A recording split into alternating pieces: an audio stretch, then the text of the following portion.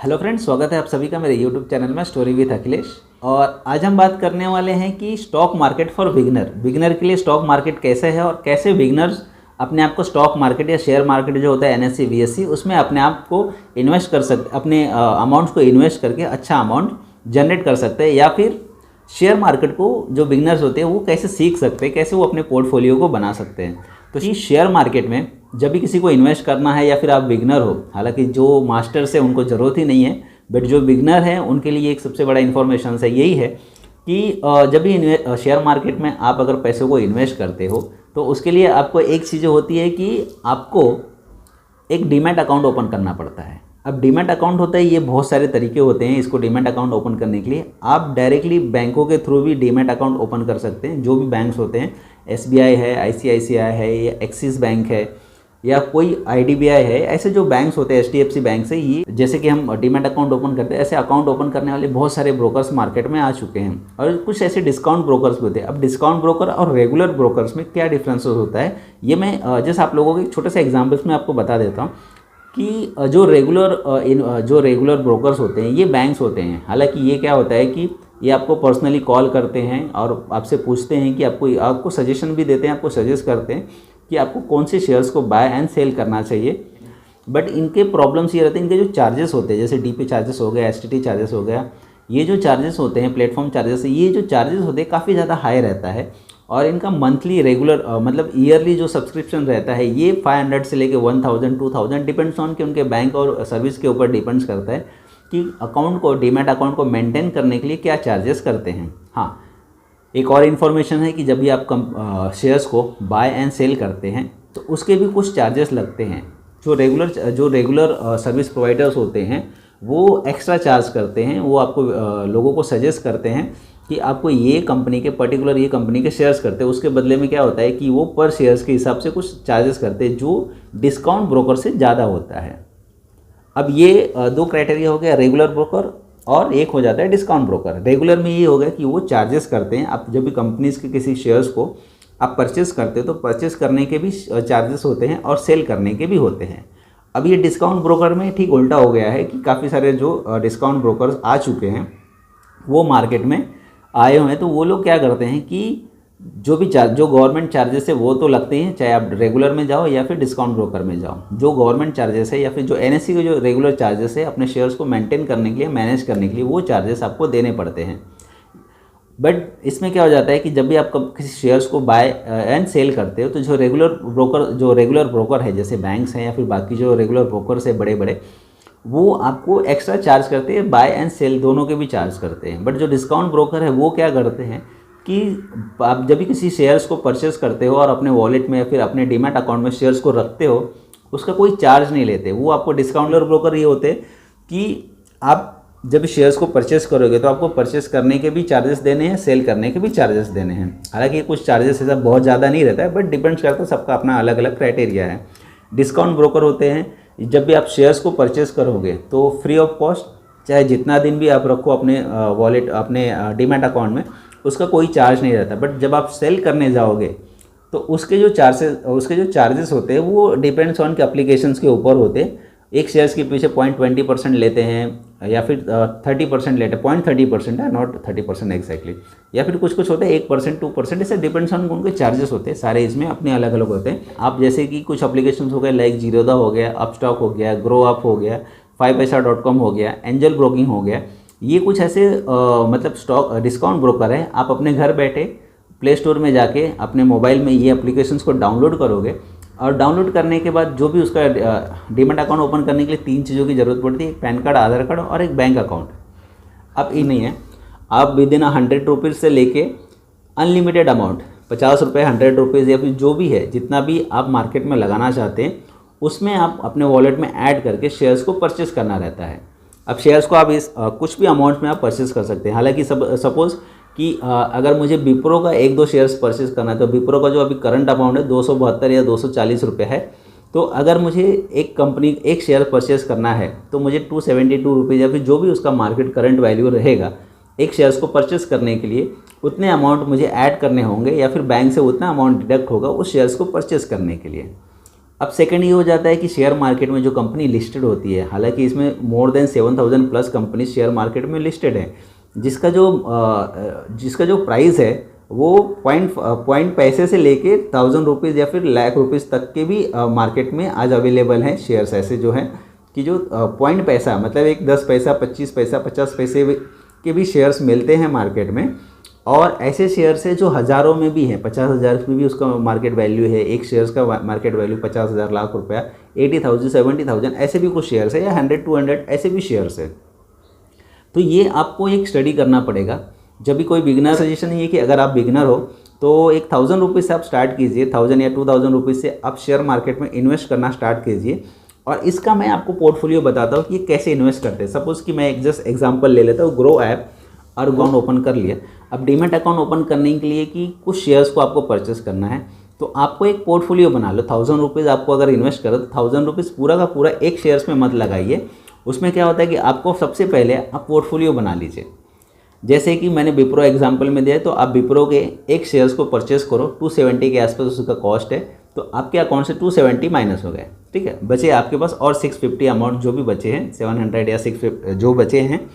750 sorry, तो 750 के बदले में आप टाटा के कोई शेयर्स परचेस करो। फिर और जितने भी शेयर्स है जैसे HDFC बैंक है, बाकी जितने भी अमाउंट आपके बचे हैं 1,000 रुपीज़ में आप कम से कम 10 कंपनीज़ के अच्छे शेयर्स को परचेस करो। आपने 1,000 रुपीज़ में आपने 10 कंपनीज़ के पोर्टफोलियो बना लिए हैं, मतलब आपके डीमैट अकाउंट में 10 कंपनी लिस्टेड हो चुकी, 10 कंपनी दिख रही है कि भाई ये कंपनीज़ का मार्केट इतना है, ब्रिटानिया का इतना 50 रुपया है, फिर पार्ले जी का 70 रुपया है, या फिर बाकी जो कंपनीज़ है, ऐसे 1,000 रुपीज़ में आप 10-15 अच्छी कंपनीज़ के पोर्टफोलियो बना लो। पोर्टफोलियो बनाने के बाद क्या होता है कि अब नेक्स्ट मंथ में या फिर जब भी आपके पास पैसा आता है, share market Monday to Friday open होता है, तो अब नेक्स्ट जब भी आपके पास पैसा आता है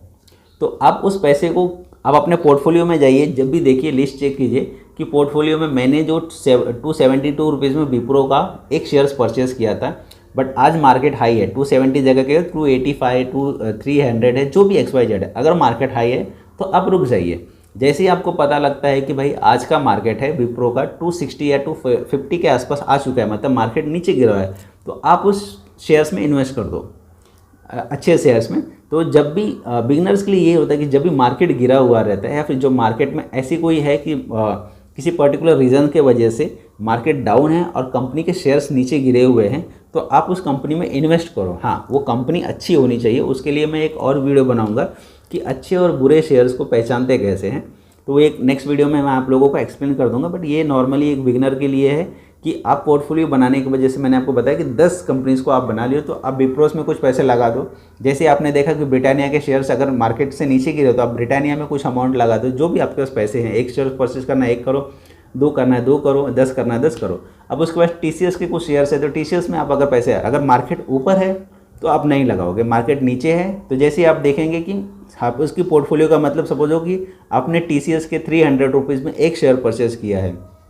आप 2 दिन बाद 10 दिन बाद जब भी आपके पास पैसे आते हैं, और अगर आप पोर्टफोलियो में अगर चेक करते हो कि भाई मैंने एक शेयर परचेस किया था पिछले हफ्ते 300 में, बट आज मार्केट डाउन है 275 रुपीज़ एक TCS का प्राइस है, तो मैं तुरंत उस TCS के शेयर्स को 275 में खरीद लूँगा। तो आपको ये चीज़ें पोर्टफोलियो में पता चल जाता है कि मेरे पास ये 10 कंपनी के शेयर्स को परचेस करना है। उसमें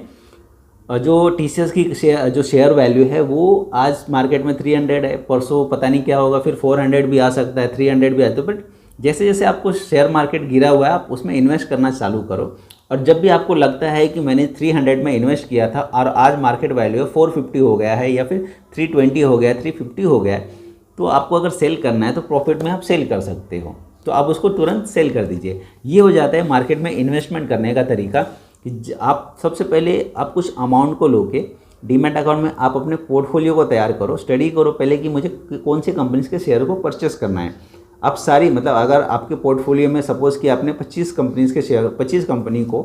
शॉर्टलिस्ट कर लिया कि ये जो 25 कंपनी है बहुत अच्छी कंपनी है और ये फ्यूचर में जाके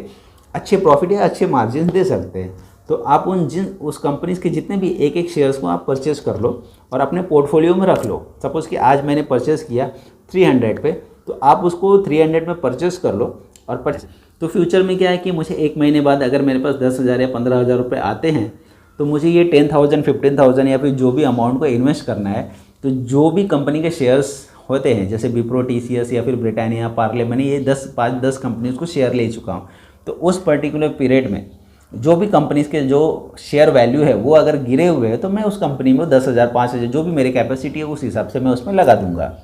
तो ये हो जाता है बिगिनर के लिए कि एक्जैक्टली बिगिनर शेयर मार्केट में कैसे इन्वेस्ट कर सकते हैं वो लगाऊंगा। तो बिगिनर के लिए यही है कि आप यार 1,000 रुपीज़, 2,000 रुपीज़ या 5,000 रुपीज़ जो भी आपकी कैपेसिटी के हिसाब से है, आप उस अमाउंट को इन्वेस्ट करो, 2-3 बार बाय एंड सेल करो, ताकि आपको ये एग्जांपल हो जाए छोटे अमाउंट को कि कितने सारे चार्जेस कटते हैं और कितना अमाउंट इसमें जाता है। हाँ, जब भी आप इन्वेस्ट करना चाहते हो तो मेरा एक ही सजेशन है कि आप रेगुलर ब्रोकर के पास ना जाओ, डिस्काउंट ब्रोकर में आप अपना घर बैठे अकाउंट ओपन करो और उसके बाद डायरेक्टली आप पहले सीख लो 1,000 रुपये, 5,000 रुपये के नुकसान में, आप नुकसान हो या फिर फ़ायदा, ये आपके ऊपर डिपेंड्स करता है किस तरह के शेयर्स को आप सिलेक्ट करते हो। बट आप 10-5 हज़ार रुपये लगा के आप ये चीज़ें तो सीख सकते हो कि मार्केट कैसे वर्क करता है और कौन सी टाइप की शेयर्स को आपको परचेस करना चाहिए और किस टाइप के शेयर्स को आपको इग्नोर करना चाहिए, या किस टाइप के शेयर्स जो हैं आईटी सेक्टर से या फिर ऑटोमोबाइल सेक्टर है, बैंकिंग सेक्टर है, हज़ारों ऐसे सेक्टर्स पड़े हैं, तो किस तरह के सेक्टर्स को किस सिचुएशन में इन्वेस्ट करना चाहिए और कितना बड़ा प्रॉफिट मैं इसमें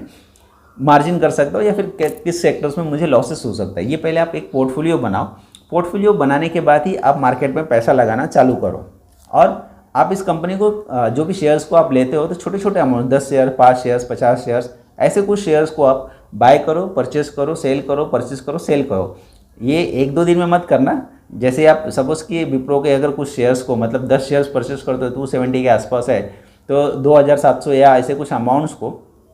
आप इन्वेस्ट करोगे। 15 दिन बाद, 20 दिन बाद अगर आप देखते हो कि जो मैंने 272 में परचेस किया था, आज मार्केट वैल्यू है 300 रुपीज़, तो 3,000 रुपये के आसपास आपका अमाउंट हो जाएगा। तो आप उसको सेल करो। सेल करने के बाद आपको ट्रांजैक्शन हिस्ट्री में आप चेक करो कि कितना परसेंटेज क्या चीज़ें कट रही है, कितने सारे चार्जेस लगते हैं बाय एंड सेल करने के लिए, देन तो आप इन्वेस्टमेंट करना चाहो। तो बिगिनर के लिए यही है कि आप डिस्काउंट ब्रोकर के पास जाइए, घर बैठे आप अपना अकाउंट ओपन करो और आप अपना इन्वेस्टमेंट स्टार्ट करो। और इससे आसान तरीका और कुछ नहीं हो सकता है बिगिनर के लिए कि घर बैठे आप किसी भी, एक चीज़ और जाती है कि यूट्यूब पे या फिर बाकी सारे ऐसे हज़ारों क्लासेस है जो शेयर मार्केट को समझाने के लिए, बताने के लिए लाखों रुपए चार्ज करते हैं। यार इसकी कोई ज़रूरत नहीं पड़ती है। आप घर बैठे कुछ न्यूज़ चैनल देखो या फिर बाकी जो चीज़ें देखो, जिससे आप घर बैठे आप ये पता लगा सकते हो कि यार अच्छी कंपनी कौन सी है और अच्छा प्लेटफॉर्म कौन सा है जिससे हम शेयर मार्केट में पैसे लगा सकते हैं या इन्वेस्ट कर सकते हैं। ज़रूरी नहीं है कि आप काफ़ी सारे कोई अच्छे क्लासेस में जाओ या फिर किसी अच्छे प्रोफेसर के पास जाओ ये सीखने के लिए कि शेयर मार्केट है क्या एग्जैक्टली। हाँ, कंपनीज़ को स्टडी कैसे करते हैं, कंपनी के बैलेंस शीट को देखते कैसे, कंपनी का जो बिज़नेस का नेचर है ये समझना बहुत ज़रूरी है। बट ये बिगिनर के लिए नहीं है। जब आप बड़े अमाउंट को इन्वेस्ट करते हो या फिर आप 10 लाख, 50 लाख या 5 करोड़ रुपए आप शेयर मार्केट में इन्वेस्ट करते हो, तो ये इम्पोर्टेंस होता है कि आप कंपनी के परफॉर्मेंस, एक एक चीज़ें आपको देखनी बहुत ज़रूरी होती है कि बैलेंस शीट क्या होता है, कंपनी का बिजनेस नेचर क्या है, कंपनी का परफॉर्मेंस क्या है, पीएनएल अकाउंट क्या होता है, लायबिलिटीज़ कितनी है, एसेट कितनी है। ये सारी चीज़ें अगर आप कोई बड़ा अमाउंट इन्वेस्ट कर रहे हो मार्केट में तो डेफिनेटली ये रिक्वायरमेंट होता है कि आपको परफेक्ट नॉलेज होनी चाहिए और आप अच्छे प्रॉपर लोगों के पास जाके ये चीज़ें सीखो कि ये बैलेंस शीट कैसे देखते हैं, लायबिलिटी एसेट का मतलब क्या होता है। बट अगर आप बिगिनर हैं तो इतनी सारे डिटेल्स में जाने की ज़रूरत नहीं है। आप कुछ पर्टिकुलर अच्छी कंपनीज़ को सिलेक्ट कर लो और उसी कंपनी के शेयर्स को आपकी कैपेसिटी के हिसाब से 2,000, 5,000 रुपये इन्वेस्ट करके आप बाय एंड सेल 2-3 बार करो। जब मार्केट ऊपर जाता है तो आप सेल करो, जब मार्केट नीचे जाता है तो आप कोशिश करो कि उस शेयर्स को, उस कंपनी के ज़्यादा से ज़्यादा शेयर्स आप उसको परचेस कर सको। ये आप 2-4 बार करोगे, 2 महीने बाद या 1 महीने बाद जब आप सेल एंड बाय करना स्टार्ट करोगे तो डेफिनेटली यार गारंटेड कि आप सीख जाओगे कि मार्केट वर्क कैसे करता है और मार्केट में पैसे कैसे बनाए जाते हैं। ये होता है शेयर मार्केट। होप सो ये इन्फॉर्मेशन आप लोगों को अच्छा लगा होगा और मेरे वीडियो को लाइक्स एंड कमेंट्स करना ना भूलिए।